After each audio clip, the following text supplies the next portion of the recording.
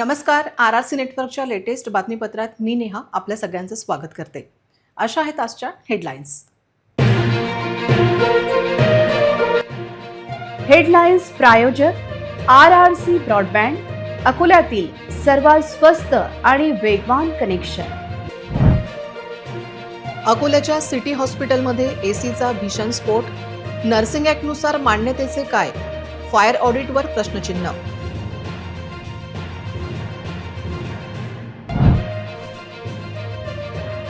विदर्भात उष्णतेचा त्रास कायम. दिवसा हीट वेव, रात्री वॉर्म नाईट. मे अखेरपर्यंत उष्णतेची लाट. उन्हात फिरणे टाळण्याची गरज.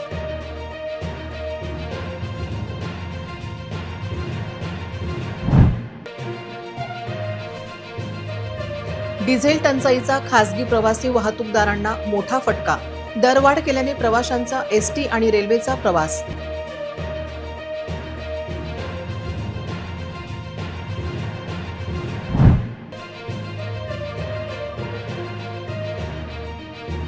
लाडक्या बहिणींची केवायसी अपूर्ण.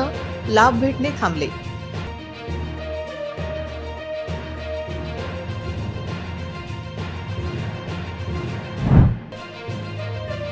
प्रवाशांना लुटणाऱ्या ऑटो चालकांवर अंकुश कोणाचा? आरटीओ आणि शहर वाहतूक शाखेचे दुर्लक्ष अधोरेखित. आता सविस्तर बातम्या. विविध मान्यता घेत शहरात हॉस्पिटल बांधले जात आहे, पण अनेक ठिकाणी बॉम्बे नर्सिंग ॲक्ट पायदळी तुडवत फायर ऑडिट मॅनेज करत हॉस्पिटल उभारली जात असून भर वस्तीत सिटी हॉस्पिटलमध्ये लागलेली आग आणि झालेला स्फोट गंभीर असाच आहे. अकोला शहरातील रहिवासी भागात समजल्या जाणाऱ्या रामदासपेठ परिसरातील सिटी हॉस्पिटलमध्ये आज काळजाचा थरकाप उडवणारी घटना घडली. रुग्णालयात बसवण्यात आलेल्या एअर कंडिशनरमध्ये अचानक भीषण स्फोट होऊन आग लागली. पाहता पाहता या आगीचे सावट संपूर्ण रुग्णालयावर पसरले आणि आतमध्ये केवळ काळा धूरच धूर झाला. मी राहणार डॉक्टर माझा मिसेसचा परवा दिवशी ऑपरेशन झालं आणि मी डब्बा आणायला घरी गेलो तर मला फोन आला इथं आग लागली म्हणून. तर मी तसंच इथं पोहोचलो तर वरती पूर्ण धुवा, समोर तर काही दिसत नव्हतं. तर मला वरती जाऊ देत नव्हतं कोणी. पेशंट सारा वरती लटकेल तर मी काच फोडले. माझ्या एवढा डोळ्याला पण लागलं, काच उठल्यात, पायात काच उठल्यात. तर कोणी जाऊन नाही राहिलं वरती. तर माझ्यासोबत माझी मिसेस आणि 8 जण खाली आणले. मी तसं केअर हॉस्पिटलला ऍडमिट केलं सरांनी. नर्सिंग ॲक्ट प्रमाणे मान्यता देताना कुठलीही तपासणी न करता रुग्णालयाच्या सुरक्षिततेचा आणि फायर ऑडिटचा प्रश्न पुन्हा एकदा ऐरणीवर आला आहे. अचानक झालेल्या या स्थलांतरामुळे रुग्णाच्या नातेवाईकांची मोठी धावपळ झाली. घटनेची माहिती मिळताच अग्निशमन विभागाचे जवान आणि रामदासपेठ पोलीस ठाण्याचे कर्मचारी ताफा घेऊन घटनास्थळी दाखल झाले. अग्निशमन दलाने तात्काळ पाण्याचा मारा करून आगीवर नियंत्रण मिळवले, ज्यामुळे आग इतर वॉर्डमध्ये पसरली नाही आणि मोठा अनर्थ टळला. आग कशामुळे लागली आणि नेमका स्फोट का झाला हा प्रश्न अनुत्तरित आहे. 1:15 वाजेच्या दरम्यान सिटी हॉस्पिटलला आग लागल्याची माहिती रामदासपेठ पोलीस स्टेशन आणि आम्हाला मिळाली. त्या अनुषंगाने तात्काळ फायर ब्रिगेडच्या ज्या गाड्या आहेत, फायर ब्रिगेडच्या गाड्या इकडे आम्ही रवाना केल्यात. रामदासपेठ पोलीस स्टेशनचा संपूर्ण स्टाफ, रामदासपेठ PI आणि त्यांना मदतीसाठी सिटी कोतवाली पोलीस स्टेशनचे प्रभारी अधिकारी गवळी साहेब या पूर्ण स्टाफचा आम्ही इकडे रवाना केलेत. त्या दरम्यान जे हॉस्पिटलमध्ये एकूण 18 पेशंट असल्याची माहिती आम्हाला प्राथमिक माहिती मिळाली. सर्वचे सर्व 18 पेशंट जे आहेत ते सुखरूप आहेत. त्यांना निरामय हॉस्पिटल आणि केअर हॉस्पिटल या 2 हॉस्पिटलमध्ये शिफ्ट करण्यात आलेला आहे. बाकी जे MSCB आणि इलेक्ट्रिसिटीशी संबंधित जे अधिकारी आहेत तर त्यांच्याकडून बाकी पुढचा अहवाल आम्ही घेऊ की नेमकं कारण यामागचं काय होतं. आता प्रथम दर्शनी त्याच्यामध्ये शॉर्ट सर्किट असल्याचं ते माहिती मिळत आहे.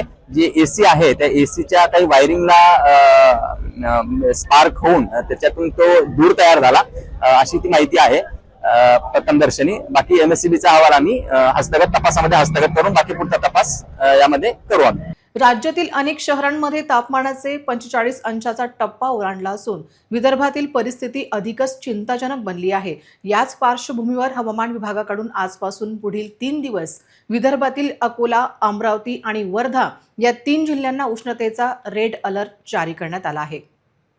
गेल्या काही दिवसांपासून या तिन्ही जिल्ह्यांमध्ये तापमान सातत्याने 46 अंश सेल्सिअसच्या वर नोंदवले जात आहे. आज हवामान खात्याने अकोल्याचे तापमान 47 अंश सेल्सिअस होण्याचा अंदाज व्यक्त केला आहे. सकाळी अकोल्याचे तापमान सरासरीपेक्षा 2.5 अंश जास्त होते. 30.7 अंश सेल्सिअस नोंदवण्यात आले. विदर्भात सध्या हवामानाचा एक भलताच आणि अत्यंत घातक ट्रेंड पाहायला मिळत आहे. विदर्भवासियांना सध्या दिवसा उष्णतेच्या लाटेचा सामना करावा लागत आहे, पण आता रात्रीची ही झोप उडणार आहे. कारण विदर्भाला आता दिवसा हीट वेव्ह आणि रात्री वॉर्म नाईटचा डबल असा अटॅक सहन करावा लागणार आहे. सिमेंटचे रस्ते, उंच इमारती, टीन शेडची घरे आणि डांबरी रस्ते दिवसभर उष्णता शोषून घेतात आणि रात्रीही ती वातावरणात सोडतात.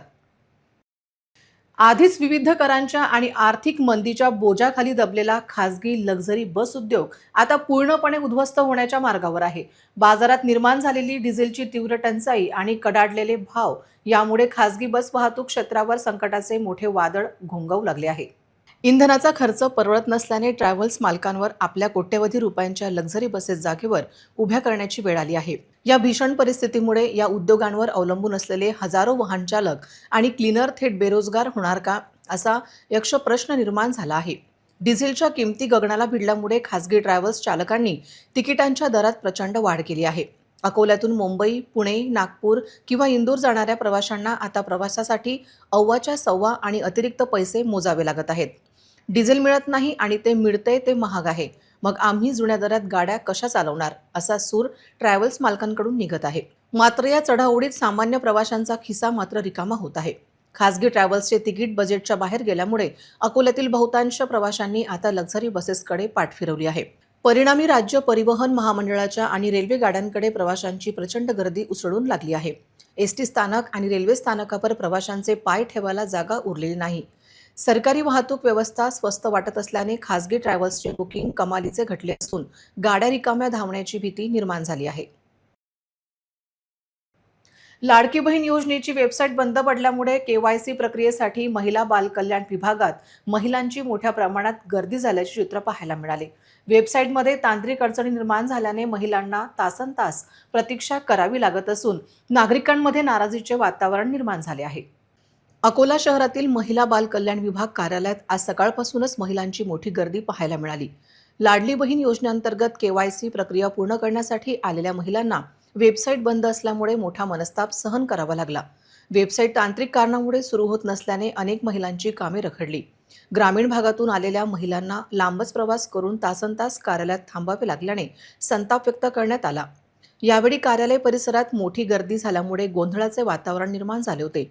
अनेक महिलांनी प्रशासनाने तातडीने वेबसाईटची समस्या दूर करून नागरिकांना दिलासा द्यावा अशी मागणी केली आहे. आम्ही काय लाडक्या बहिणीसाठी किती वेळा आले? 3 वेळा आलो. ते म्हणतात केवायसी अजून चालूच नाही झाली. 1 जानेवारीपासून पैसे नाही घेतले. अच्छा, काम झालं का तुमचं? नाही झालं नाही. तुम्ही कशासाठी आले मावशी? लाडक्या बहिणीसाठी. काय पगार बंद पडला का? बघा ना, आमचे लाडक्या बहिणीचे कोणता महिना? 1 जानेवारीपासून 1 जानेवारीपासून पैसे नाही. येऊन नाही राहिले? नाही येऊन ते म्हणत की अजून तुम्ही सरकार जे काढतील पुढे हां. तर पुढे पाहू मग आम्ही केवायसीचं. तरी तुम्हाला एक खट्टा भेटून जाते. त्यांनी हे सांगितलं आम्हाला होते. 2 वेळा आलो आम्ही. बरं. अकोला शहरातील जुन्या बस स्थानक परिसरात ऑटो चालकांची मनमानी दिवसांदिवस वाढत असल्याचे चित्र समोर येत आहे. प्रवाशांकडून मनमानी पद्धतीने जादा भाडे आकारले जात असल्याच्या तक्रारी वाढल्या असून रस्त्यावर बेशिस्तपणे उभ्या करण्यात येणाऱ्या ऑटोमुळे वाहतुकीची गंभीर समस्या निर्माण होत आहे. यामुळे नागरिकांसह प्रवाशांमध्ये संताप व्यक्त केला जात आहे. अकोल्यातील जुन्या बस स्थानक परिसर हा शहरातील सर्वाधिक वर्दळीचा भाग मानला जातो. दररोज हजारो प्रवासी या परिसरातून ये-जा करत असतात. मात्र या ठिकाणी काही ऑटो चालकांकडून मनमानी कारभार सुरू असल्याचे दिसून येत आहे. प्रवाशांकडून ठराविक अंतरासाठी जादा भाडे आकारले जात असल्याच्या तक्रारी सातत्याने समोर येत आहेत. अनेक ऑटो चालक मीटरचा वापर न करता थेट मनमानी दर सांगत असल्याने सामान्य नागरिकांना आर्थिक फटका सहन करावा लागत आहे. याशिवाय बसस्थानक परिसरात रस्त्याच्या मध्यभागी तसेच नो पार्किंग झोनमध्ये ऑटो उभे करण्यात येत असल्यामुळे वाहतूक कोंडींची समस्या अधिक गंभीर बनली आहे. त्यामुळे पादचारी तसेच वाहनधारकांना मोठ्या अडचणींचा सामना करावा लागत आहे. या समस्येकडे आरटीओचे दुर्लक्ष का, असा प्रश्न उपस्थित होत आहे. अकोला शहरात एकीकडे तीव्र उन्हाळा आणि पाणीटंचाईच्या झळा नागरिक सोसत असताना दुसरीकडे महानगरपालिकेच्या अगदी समोरच असलेल्या गांधी चौकात चौपाटी भागात हजारो लिटर पाण्याची नासाडी होत आहे. मुख्य जलवाहिनी फुटल्याने रस्त्यावरून पाण्याचे थेट लोट वाहत आहेत. मात्र महापालिकेचा जलप्रदाय विभाग या गंभीर समस्येकडे जाणीवपूर्वक डोळेझाक करून निद्रिस्त अवस्थेत असल्याचा आरोप स्थानिक व्यावसायिक आणि नागरिकांनी केला आहे. या रस्त्यावरून जाताना दुचाकी घसरून किंवा पायी चालताना दिवसाकाठी किमान 8 ते 10 नागरिक खाली पडत असून त्यांना दुखापत होत आहे. या धोकादायक परिस्थितीमुळे या परिसरातील छोटे व्यापारी आणि दुकानात येणारे ग्राहक प्रचंड त्रस्त झाले आहेत. या विदारक परिस्थितीमुळे संतप्त झालेल्या परिसरातील व्यावसायिकांनी महापालिका प्रशासनाविरोधात तीव्र संताप व्यक्त केला आहे. ही फुटलेली जलवाहिनी तात्काळ दुरुस्त करण्यात यावी, तसेच रस्त्यावरील पाणी वाहून नेण्यासाठी या भागात योग्य नालीचे बांधकाम करण्यात यावे, अशी आग्रही मागणी स्थानिक विक्रेत्यांनी केली आहे. जर ही समस्या येत्या 2 दिवसात सोडवली गेली नाही तर महापालिकेच्या दारातच तीव्र आंदोलन छेडण्याचा इशारा व्यापाऱ्यांनी दिला आहे.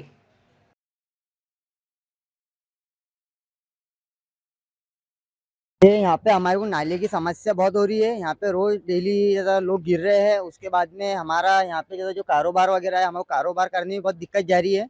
और क्या बोलेंगे इसको, यहाँ पे लोग दिन भर में कम से कम 10-15 लोग तो डेली गिर रहे हैं। यहाँ पे हम किस किस को पकड़ेंगे, यहाँ पे किस किस को संभालेंगे, और उसमें हमारा व्यापार भी बहुत असर पड़ रहा है यहाँ।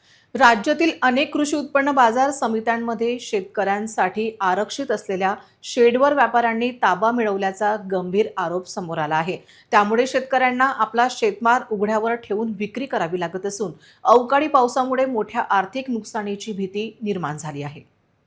कृषी उत्पन्न बाजार समित्यांमध्ये शेतकऱ्यांसाठी उभारण्यात आलेल्या शेडमध्ये व्यापाऱ्यांनी आपला माल तसेच गोदामातील साहित्य ठेवून ताबा मिळवल्याचे चित्र अनेक ठिकाणी पाहायला मिळत आहे. परिणामी शेतकऱ्यांना आपला शेतमाल शेडबाहेर उघड्यावर ठेवून विक्री करावी लागत आहे. सध्या अवकाळी पावसाचे वातावरण निर्माण होत असल्याने उघड्यावर ठेवलेला शेतमाल भिजून खराब होण्याची भीती शेतकऱ्यांमध्ये व्यक्त केली जात आहे. वादळी वाऱ्यासह पाऊस झाल्यास शेतकऱ्यांच्या मालाचे मोठ्या प्रमाणात नुकसान होण्याची शक्यता आहे. या संपूर्ण प्रकारामुळे शेतकऱ्यांना आर्थिक फटका बसत असून बाजार समिती प्रशासनाच्या कामकाजावर प्रश्नचिन्ह उपस्थित केले जात आहे. अनेकदा तक्रारी करूनही कार्यालयात अधिकारी उपस्थित राहत नसल्याची तसेच उडवाउडवीची उत्तरे दिली जात असल्याची नाराजी शेतकऱ्यांकडून व्यक्त होत आहे. वाशिम कृषी उत्पन्न बाजार समितीची अशी अवस्था आहे, जे खरेदीदार लोक आहेत त्याचा माल ओट्यावरती आहे आणि जे शेतकऱ्यांना विकायला माल आणलेला तो माल ओट्याच्या खाली आहे.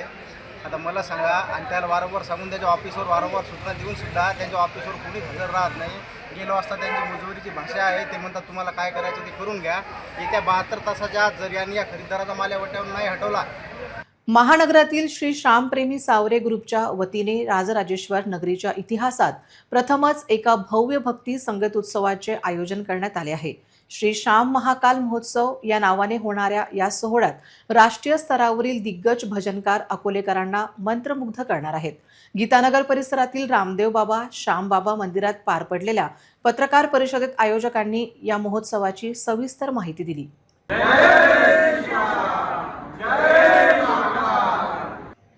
बुधवार 27 मे रोजी एकादशीचा पावन दिवशी सायंकाळी 6:30 वाजता मूर्तिजापूर रोडवर स्थित असलेल्या सिटी स्पोर्ट क्लब येथे हा कार्यक्रम होणार आहे. राष्ट्रीय स्तरावरील कलाकारांची मांदियाळी यावेळी उपस्थित असेल. या महोत्सवात खाटू नरेश श्री श्यामबाबा आणि उज्जैनचे श्री महाकाल यांच्या भक्तीचा आणि संगीताचा अपूर्व संगम पाहायला मिळणार आहे. यामध्ये खालील नामवंत कलाकार आपली सेवा देणार आहेत. शुभम रूपम ही कोलकाता येथील प्रसिद्ध भजनकार जोडगोडी येणार आहे. यावेळी उज्जैन येथील विख्यात भजन सम्राट किशन भगत उपस्थित असतील. अकोल्यातील स्थानिक लोकप्रिय भजन गायक पंडित उमेश शर्मा व नेतल शर्मा या राष्ट्रीय कलाकारांना स्थानसंगत करतील. भव्यतेची परंपरा जपत आयोजकांनी या कार्यक्रमासाठी जय्यत तयारी केली आहे. खाटूधामच्या धर्तीवर श्री श्यामबाबांचा मनमोहक आणि विहंगम देखावा साकारण्यात येणार आहे. महोत्सवात अखंड ज्योत प्रज्वलित केली जाणार असून भक्तांसाठी सुलभ दर्शन व्यवस्था असेल. सोहळ्याला उपस्थित राहणाऱ्या सर्व महिला व पुरुष भाविकांसाठी महाप्रसादाची चोख व्यवस्था करण्यात आली आहे. या पत्रकार परिषदेला श्यामप्रेमी सावरे ग्रुपचे कल्पेश उर्फ मोंटू अग्रवाल, प्रवीण अग्रवाल, सचिन अग्रवाल, आयुष अग्रवाल, सूरज अग्रवाल, तेजस अग्रवाल, रोहित रुंगटा, पवन बाहेती, सूरज अग्रवाल, दीपक अग्रवाल, रोहन अडगावकर, नितीन मिस्किन, कृष्णा सारडा, राजू शर्मा, लोकेश चिटणीस, दीपक अग्रवाल, सुनील कोरडिया यांच्यासह अनेक सेवाधारी व पदाधिकारी उपस्थित होते. हमारे अकोला राजराजेश्वर नगरी में पहली बार होने जा रहा है श्री श्याम महाकाल महोत्सव. ये महाकाल महोत्सव अकोला के लिए एक ऐतिहासिक स्थान रहेगा, जहाँ पर हमारे अकोला में सुप्रसिद्ध गायक शुभम जी रूपम कलकत्ता से आ रहे हैं और उज्जैन से किशन जी भगत और हमारे अकोला के दब्बू जैन नेताजी ये गायकों के साथ में सपोर्ट करेंगे और यह कीर्तन में जो अकोला पब्लिक आनंद लेंगी वह भजन कीर्तन का एक मौका अदृश्य रहेगा। जय श्री श्याम। यह आयोजन सिटी स्पोर्ट क्लब 27 मई को शाम 6 बजे रखा गया है। जो भी श्याम बाबा के भगत है और राज राजेश्वर के भगत है, आपको सपरिवार पधारना है। जय श्री श्याम, जय श्री माता। RRC चैनल के माध्यम से सभी अकोला वासियों को नम्र विनंती है कि ज़्यादा से ज़्यादा संख्या में उपस्थित रह के प्रोग्राम की शोभा बढ़ाएं और श्री श्याम बाबा मंदिर से निःशुल्क बस की सेवाएं उपलब्ध रहेंगी सिटी क्लब तक के। इस भजन की शोभा बढ़ाने के लिए कलकत्ता से शुभम जी एवं रूपम जी और उज्जैन से श्री किशन जी भगत एवं अकोला से श्री टप्पू जी एवं उनकी सुकन्या नेतल जी शर्मा यह इस कार्यक्रम में भजन गायिका के तौर पर रहेंगे। जय श्री श्याम। अमरावती शहरातील पंचवटी ते इरविन चौक जोडणाऱ्या उड्डाण पुलावर बुधवारी एक भीषण अपघात घडला। भरधाव वेगात स्टंटबाजी करणाऱ्या 2 युवकांचा अचानक तोल गेला आणि ते थेट फ्लायओव्हरवरून खाली रस्त्यावर कोसळले। या अपघातात दोन्ही युवक गंभीर जखमी झाले। घटनेनंतर परिसरात एकच खळबळ उडाली असून मोठ्या प्रमाणात नागरिकांनी घटनास्थळी गर्दी केली। दोघेही युवक विना नंबरच्या मोटारसायकलवरून भरधाव वेगाने पुलावरून स्टंट करत होते। प्रत्यक्षदर्शींनी दिलेल्या माहितीनुसार युवक मोटारसायकलला झोक देत विविध कसरती करत होते। याच दरम्यान अचानक मोटारसायकलीवरील नियंत्रण सुटले आणि दोन्ही युवक पुलाच्या रेलिंग पलीकडे जाऊन खाली रस्त्यावर कोसळले। जखमी युवकांची ओळख कार्तिक प्रदीप छापाने, निंभोरानगर अमरावती तसेच अक्षय भागवत पाडोरे, साईनगर अमरावती अशी झाली आहे। घटना घडली त्यावेळी फ्लायओव्हर खालून एक कुटुंब जात होते। सुदैवाने युवक थोडे बाजूला रस्त्यात कडेला पडल्याने ते कुटुंब या अपघातातून थोडक्यात बचावले। स्थानिक नागरिकांनी तातडीने धाव घेत जखमींना मदत केली तसेच पोलीस आणि रुग्णवाहिकेला माहिती दिली। दोन्ही युवकांना गंभीर अवस्थेत इरविन रुग्णालयात दाखल करण्यात आले। डॉक्टरांच्या देखरेखीखाली त्यांच्यावर उपचार सुरू आहेत। अजय शिराडे यांनी रद्द झालेल्या प्रकल्पग्रस्त प्रमाणपत्राबाबत माहिती न देता शासनाची दिशाभूल करून नोकरी मिळवली व खऱ्या व पात्र प्रकल्पग्रस्तावर अन्याय केल्याबाबत सुशीला शिराडे यांनी जिल्हाधिकारी कार्यालयासमोर आमरण उपोषण सुरू केले आहे। 2004 मध्ये अजय शिराडे यांनी प्रकल्पग्रस्तच्या खोट्या प्रमाणपत्रावर नोकरी मिळवली। याबाबत सुशीला शिराडे यांनी प्रकल्पग्रस्त कार्यालयाकडे रीतसर तक्रार केली, परंतु त्यांना कोणताच न्याय मिळाला नाही। या पश्चात सुशीला शिराडे यांनी विभागीय आयुक्त कार्यालय अमरावती यांच्याकडे तक्रार दाखल केल्यावर प्रकल्पग्रस्त कार्यालयाचे सदरचे प्रमाणपत्र रद्द केल्याचे सांगितले। याबाबत सुशीला शिराडे यांनी अकोला पोलीस विभागाकडे तक्रार केली, परंतु त्यांना कोणताही न्याय न मिळाल्याने अखेर त्यांनी जिल्हाधिकारी कार्यालय समोर आमरण उपोषण सुरू केले असून जोपर्यंत न्याय मिळणार नाही तोपर्यंत उपोषण सुरू ठेवणार असल्याचे त्यांनी सांगितले आहे। सुशीला नाना शिराडे मी सर 2004 मध्ये अजय ओमप्रकाश शिराडेंना प्रमाणपत्र काढलं आणि मी इथं डॉक्युमेंट दिले असता त्याचा काका काय करत होता की इथं पुनर्वसन ऑफिसला डॉक्युमेंट दिले की पूर्ण गाळ करत होता। त्याच्यानंतर मी अमरावतीला गेली ते डॉक्युमेंट दिले, ते डॉक्युमेंट इथं पुनर्वसन ऑफिसमध्ये आले। त्याच्यानंतर मला 3 पत्र आले की त्याचं प्रमाणपत्र रद्द करण्यात आलेलं आहे म्हणून, तरी त्यांनी ते प्रमाणपत्र जमा नाही केलं पुनर्वसन ऑफिसला। त्याच्यानंतर त्यांना 2007 मध्ये नागपूर सिटीमध्ये पोलीस भरती मारली, ते सिलेक्ट झाला तो। त्याच्यानंतर इथं एसपी ऑफिसला कलेक्टर मॅडमनं लेटर दिलं की जितक्या लवकर होत असेल तितक्या लवकर त्याला काढा। त्याच्यानंतर मी इथं एसपी ऑफिसमध्ये खूप वेळा गेली, पण ते त्याचे जे फीसुद्धा आहे ना ते प्रमाणपत्र द्यायचं म्हणजे त्याला नोकरीवरून काढलं नाही, त्याची त्याला लवकरात लवकर नोकरीवरून काढण्यात या अशी माझी विनंती आहे। अकोला शहरातील गौडीपुरा ते तपे हनुमान मंदिराकडे जाणाऱ्या मुख्य मार्गावर मोठ्या प्रमाणात करण्यात आलेले अतिक्रमण आज महानगरपालिकेकडून हटवण्यात आले। रस्त्याच्या दोन्ही बाजूंना उभारण्यात आलेले अनधिकृत शेड, हातगाड्या तसेच बांधकामांमुळे वाहतुकीस अडथळा निर्माण होत होता। नागरिकांच्या तक्रारीनंतर महानगरपालिकेने ही धडक कारवाई केली। रोड के ऊपर किए हुए कच्चे पक्के 327 सभी प्रकार का अतिक्रमण, नाले के ऊपर किया हुआ अतिक्रमण जल्द से जल्द निकाल ले, अन्यथा प्रशासन द्वारा कार्रवाई की जाएगी। आपको पूर्व सूचना दी हुई है, सभी अपना अतिक्रमण जल्द से जल्द हटा ले, होने वाले नुकसान के लिए आप सब जिम्मेदार रहेंगे। अकोला महानगरपालिकेच्या अतिक्रमण विभागाने आज सकाळपासून गौडीपुरा परिसरात कारवाईला सुरुवात केली। तपे हनुमान मंदिराकडे जाणाऱ्या रस्त्याच्या दोन्ही बाजूंना करण्यात आलेले अतिक्रमण जेसीबीच्या सहाय्याने हटवण्यात आले. या मार्गावर अनेक दिवसांपासून दुकानदारांनी तसेच काही व्यावसायिकांनी रस्त्यावर अतिक्रमण केल्यामुळे वाहतुकीची समस्या निर्माण होत होती. विशेषतः नागरिकांना आणि वाहनधारकांना ये-जा करताना मोठा त्रास सहन करावा लागत होता. महानगरपालिकेच्या पथकासोबत पोलीस बंदोबस्तही तैनात करण्यात आला होता. कारवाई दरम्यान काही ठिकाणी किरकोळ वादावादी झाली, मात्र प्रशासनाने शांततेत अतिक्रमण हटवण्याची प्रक्रिया पूर्ण केली. महानगरपालिकेने यापुढे शहरातील अतिक्रमणाविरोधात अशीच कारवाई सुरू राहणार असल्याचा इशारा दिला आहे. पातोंडा गावात पाणीटंचाईने भीषण रूप धारण केले असून आमदार रणधीर सावरकर यांच्या मतदारसंघातील नागरिकांना तब्बल 20 ते 40 दिवसांपासून नियमित पाणी मिळत नसल्याने संताप उसळला आहे. महिलांना 2 ते 5 किलोमीटर पायपीट करून जंगलातील विहीर व वॉलवरून पाणी आणावे लागत असून गरीब नागरिकांचे अक्षरशः हाल होत आहेत. गावातील विहिरीतील हिरवेगार, दुर्गंधीयुक्त व दूषित पाणी नाईलाजाने बैलजोडी, टू व्हीलर, सायकल व पायदळ रात्री दिवसा आणून ते दूषित पाणी पिण्याची वेळ नागरिकांवर आली असून विविध आजारांचा धोका वाढला आहे. यावेळी सर्व गावांमध्ये पाण्याचा हाहाकार होत आहे. सरपंच व सर्व ग्रामस्थ यांनी आम्हाला आमदार रणधीर सावरकर यांनी आश्वासन दिल्याप्रमाणे पाणी न मिळाल्यास आम्ही सर्व गाववासी आमरण उपोषण व चक्काजाम करू असा इशारा दिला आहे. गरसोडी व पातोंडा गावाला हप्त्यातून बुधवार, गुरुवार शुद्ध पाणीपुरवठा करण्यात येतो. पातोंडा गावाला बायपासद्वारे पाणीपुरवठा करण्यात येत होता, परंतु मुख्य लाईनवरून बायपासमुळे खानापूरवरील 17 गावांना पाणीपुरवठा बरोबर होत नव्हता. सदर बायपास बंद केल्यामुळे खोटे आरोप आणि तक्रारी करण्यात येत असल्याचा दावा महाराष्ट्र जीवन प्राधिकरणाचे निखिल राऊत यांनी केला आहे. 1 महिना 15 दिवस झाले पाणीच नाही आहे. 1.5 महिना होत आला पण नळाले पाणी येत नाही. आम्ही कसं जगाव या गावात? गाव सोडून जाण्याची परिस्थिती आली आमची.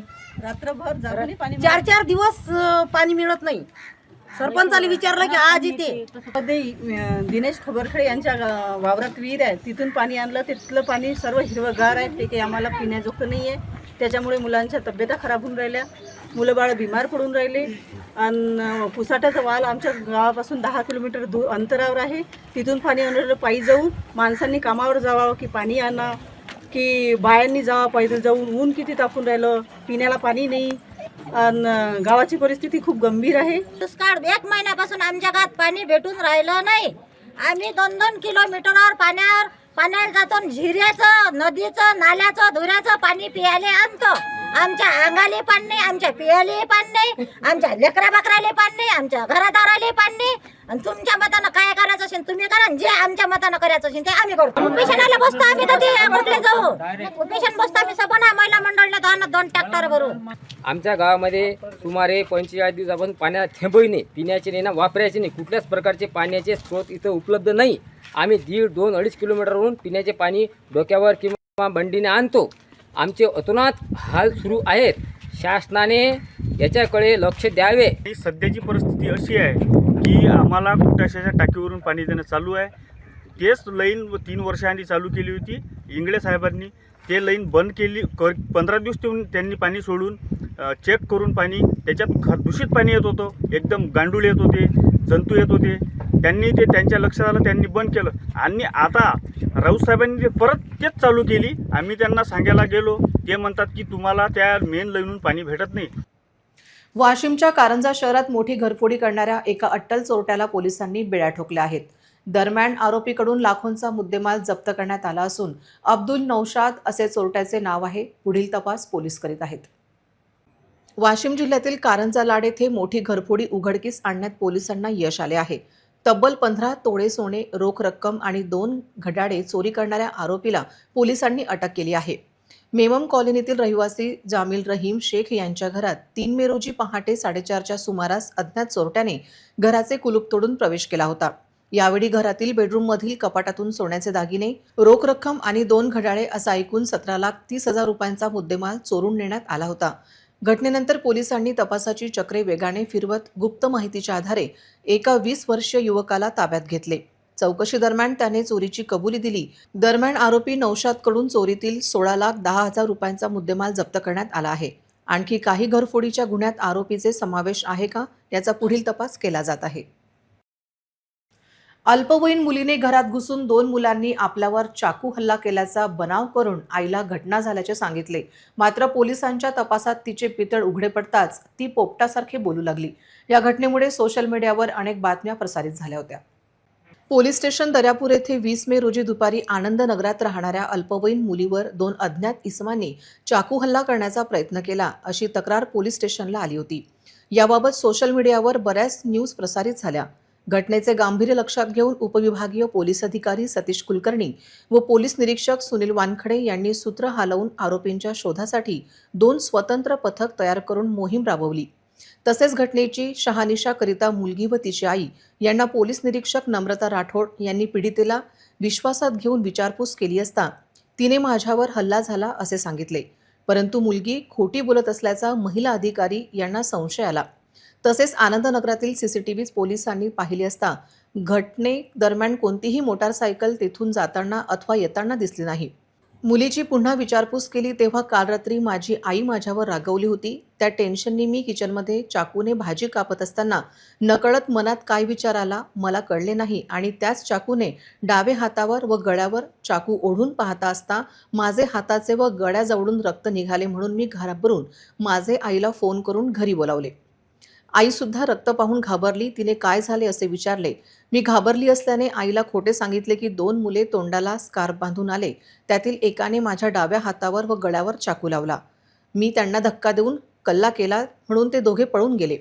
आईला माझे सांगणे खरे वाटले त्यामुळे मी मला तक्रार द्यायला पोलीस स्टेशन येथे घेऊन आली. परंतु मी सांगितलेली घटना घडलीच नाही. ती पूर्णपणे खोटी आहे. अखेर सत्य समोर आले. पुन्हा एक नजर टाकूया आजच्या प्रमुख घडामोडींवर. हेडलाईन्स प्रायोजक RRC ब्रॉडबँड, अकोल्यातील सर्वात स्वस्त आणि वेगवान कनेक्शन. अकोल्याच्या सिटी हॉस्पिटलमध्ये एसीचा भीषण स्फोट. नर्सिंग ॲक्टनुसार मान्यतेचे काय? फायर ऑडिटवर प्रश्नचिन्ह.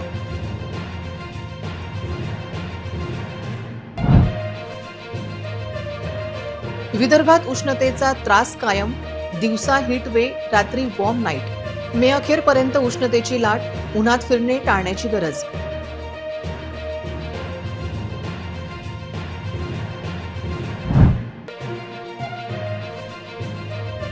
डिझेल टंचाईचा खासगी प्रवासी वाहतूकदारांना मोठा फटका. दरवाढ केल्याने प्रवाशांचा एसटी आणि रेल्वेचा प्रवास.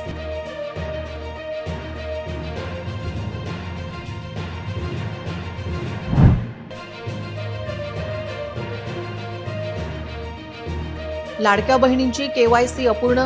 लाभ भेटणे थांबले.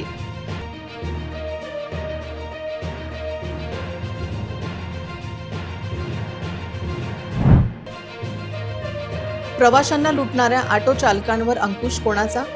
RTO आणि शहर वाहतूक शाखेचे दुर्लक्ष अधोरेखित. बातम्यांसाठी तुम्ही पाहत रहा RRC news. 2,48,000 दर्शकांनी RRC YouTube channel हे सबस्क्राईब केले आहे. तेव्हा तुम्ही कसली वाट पाहत आहात?